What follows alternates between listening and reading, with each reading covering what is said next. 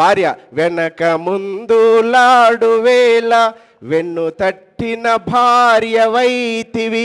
కాబట్టి చంద్రన్ ఎప్పుడైనా వెనక ముందు వేస్తే ఆ వెనక ఉండేటువంటి వెన్ను తట్టి అతనికి ఆత్మవిశ్వాసం కలిగినటువంటి వారు మేడం గారు. కాబట్టి వారికి ఈ సందర్భంగా ఇక మేడంకి ఒక బాధ ఏం తప్పిందంటే రేపంచా టిఫిన్ బాక్స్ లేదు, ఇక అంతే. ఇక మిగతా సేమ్ టు సేమ్. కాబట్టి ఇక కాకపోతే ఏందో మేడం అంటే జర ఇంటికాడ ఎప్పుడు ఉంటారు కాబట్టి ఇక జర అన్న ఊకి ఇంటికాడ ఉంటున్నట్టు ఇంతకుముందు సార్ చెప్పినట్టుగా కాకుండా శేష జీవితం కూడా మనందరం కూడా శేష జీవితం అని ఒక తప్పు పదం వాడుతుంటాం. మనిషికి శేష జీవితం ఉండదు, భవిష్య జీవితమే ఉంటుంది.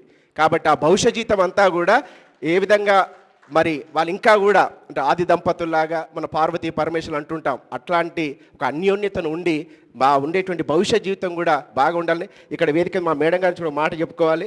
బండ్రు శోభన్ మా భాస్కర్ అన్న మేమంతా కూడా వారిది ఆలేరే మాది ఆలేరే. కాబట్టి మేడం గారు ఇప్పుడు ఒక అత్యున్నతటువంటి హోదాలో ఉండి మాకెప్పుడు కార్యక్రమంలో స్ఫూర్తిని కలిగిస్తాడు. ఇక మా భాస్కర్ చెప్పాల్సింది ఏం లేదు, ఆయన ఉద్యమ స్ఫూర్తి. కాబట్టి తెలంగాణ లోపల అనేక ఉద్యమాల లోపల మమేకమైనటువంటి వారు.